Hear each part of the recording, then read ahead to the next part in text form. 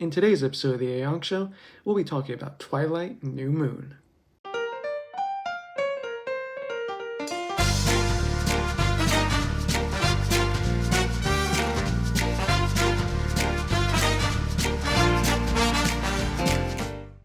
Hello everybody and welcome back to the Aeong Show. Today is Tuesday, and you know what that means? Twilight Tuesday. Yes, I'm just going to say it right now. Today's Twilight Tuesday. We haven't talked about Twilight in a couple weeks. I know I did that on Wednesday last time, but that was like the first of the daily videos. I want to talk about my trips to see the Surf and Vivi's first, but now, Twilight Tuesday. We're going to do that, at least for the next few weeks until we finish up talking about Twilight. Which, I mean, I can honestly talk about Twilight a lot. I mean, there's a lot of like story stuff that I could talk about, a lot of like fan theories I could talk about. So, we'll see how long we go with this. But for now, today we're talking about Twilight New Moon, the second book and movie in the series. And I'm just going to get it out the way immediately. This is my favorite book, and I'd say, I'd probably say my second favorite movie in the series. I really love Twilight, the original, in the movie. Like at first I wasn't too sure of it, and I liked New Moon more, but then since I like watched them a bunch more after like that Twilight marathon that they had a couple weeks ago, I definitely think the original, the first film, is like my favorite, and New Moon's probably second favorite. But in terms of the books, I absolutely adore New Moon. It's just, I don't, for me, it's perfect. There's such a vibe to it. Like, there's a vibe to like all of them, and like the first two I think are the best. But like New Moon, I think just because of all the, I just want to say like depression stuff, but like, like all the sadness of Bella and stuff, I feel like is what really like carries the book. I feel like Bella really carries this book. Which, I mean, there's no, like, Edward is not in the book for like the majority of it. Like, he leaves after like the first couple chapters, then he comes back in the last few chapters, but like that giant chunk for the majority of the book, there's no Edward. Like, it's just Bella, then there's Bella and Jacob, then there's Bella and Alice, and then there's Bella and Edward at the end. But like for the most of the book, no Edward. It's just Bella, and you really get to like learn, I think, a lot more about Bella, and really like feel for Bella and like understand Bella a lot more. Because I think in the first book, it's a lot more of like, okay, she's being introduced to all this new stuff of like vampires, and like, oh wow, it's not just like, not just living like a normal world with just like humans everywhere.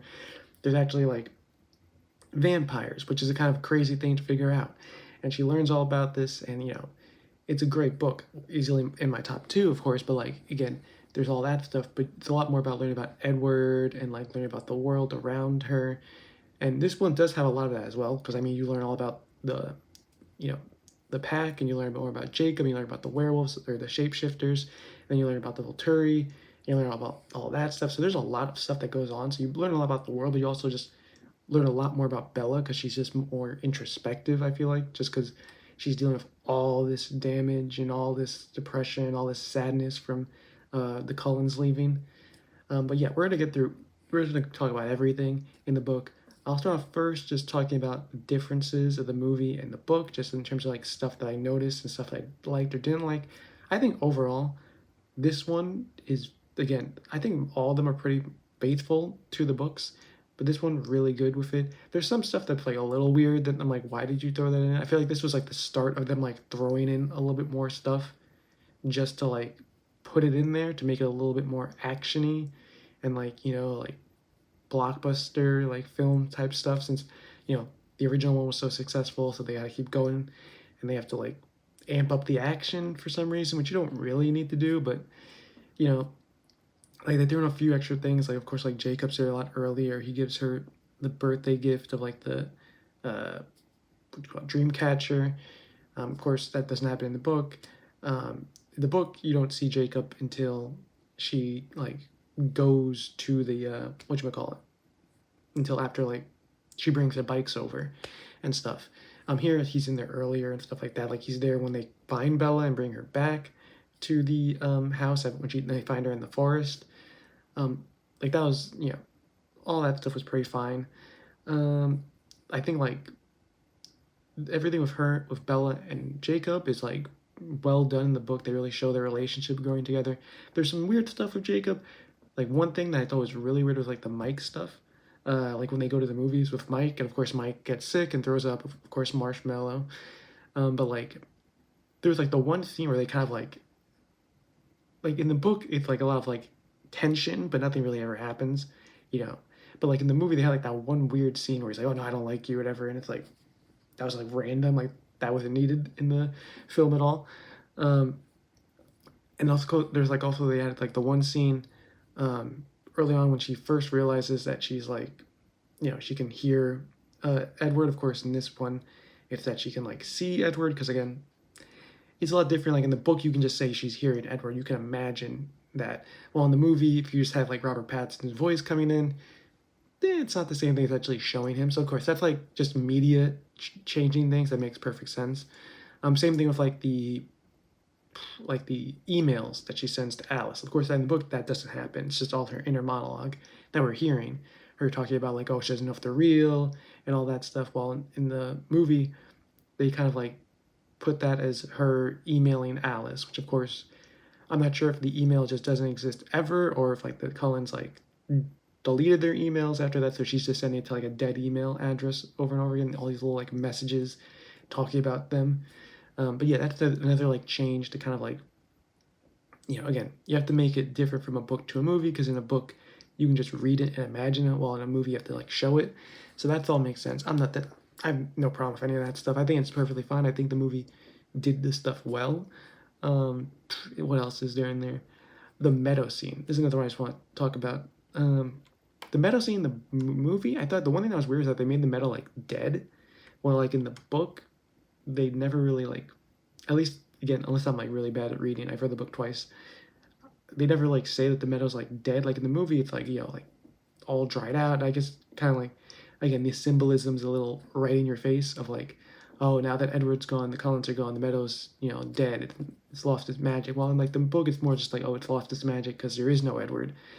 While in the movie, of course, they have to like show you it. I think it was a little over aggressive, but I mean, nothing too bad there. What else is there? Um, I mean, I think again, the Edward Jacob, not Edward Jacob, Jacob Bella relationship is done well.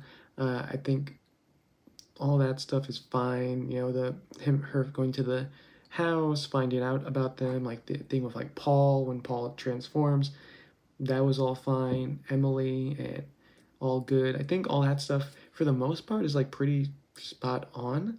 Um, but yeah, I think I can't remember. Did they? Now I'm not remembering. Right. Let me just look this up because I don't remember perfectly. But I think in the movie they show Leah. Whatchamacallit? I'm not sure. This may be wrong. I'm not sure if it is. I apologize. But I'm pretty sure in New Moon they show Leah Clearwater like as a wolf, which you don't find out until later on in Eclipse. But yeah, that's just like another small thing. I think they show her. I'm not 100% sure. I forget at this point. But yeah, because I've watched them all combined, so I forget if in the movie they showed her in Eclipse or New Moon becoming a werewolf. But yeah, that's just another small change. But yeah, in terms of like other stuff, I feel like more Alice is something that they needed in the movie. Like, because in the book, she's very prevalent in like the beginning and at the end, of course, like when she shows up and stuff, she's like all over that. That's all her stuff. Well, in here, they just kind of like flash through that. Like she shows up, they have a little talk scene, the Edward phone call happens, they rush off. You don't really see any of like the airport stuff, them talking on the plane, like they're talking in the car is very like truncated. So a lot of that stuff is just kind of like passed through, which again, for me, Alice is my favorite character. So I'm like, no, why is all the, like, so much Alice stuff is like removed from the film, which I get. It's already like over 2 hours, so they have to like get through that stuff. I haven't seen it like like if there's like deleted scenes and stuff like that. I don't know if like there's more Alice in those or not. But that's all good. Then we get to like the Volturi part, and this is where it gets a little weird and a little like, was this necessary? Like they get to the Volturi, like she stops Edward. That's all the same.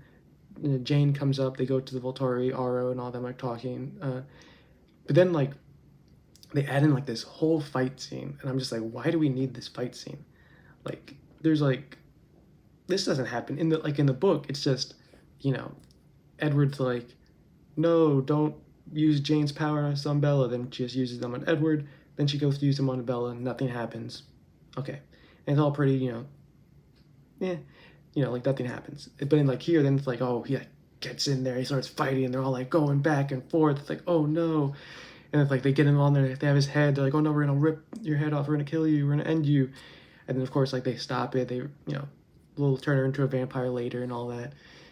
But like, I don't know. I feel like that was like kind of unnecessary. I guess it's to like show how dangerous the Volturi is again, because the more like show don't tell type thing, where you want to show how dangerous they are, so you see them like taking out Edward and like about to end him. But yeah, that I thought was like kind of unnecessary, but it's fine. Overall, again, I think the movie was great, and of course the book I love again because I just love everything about hearing from Bella's perspective. I think it's very relatable for like anyone who's like been through, who's dealt with like depression or like any sort of stuff like that. Like Bella's perspective is very relatable, and it sucked me right into the book. Like I was immediately loving the book, and that's why I think I read like the whole book in one day. Like I just like flew through it just because I loved every bit of it, and yeah, I don't know. It's just great. My favorite book, second favorite movie. But yeah, this has been, I think, a good place to stop. Talked a lot about it. If you want to hear more of my thoughts on New Moon, I can talk more about it. But it's already, about 11 minutes, 10, 11 minutes now, so don't want to go too long in the video. So we're going to end that there for Twilight Tuesday. Next week, we will talk about Eclipse, get into that one. That one's definitely, I think I've already talked about it a bit, but I have a lot more to say about Eclipse, because Eclipse is certainly something. So we will get into that next week. This has been Zach with the Aeong Show. If you like the video, like it, subscribe to the channel for a lot more videos, Monday through Friday.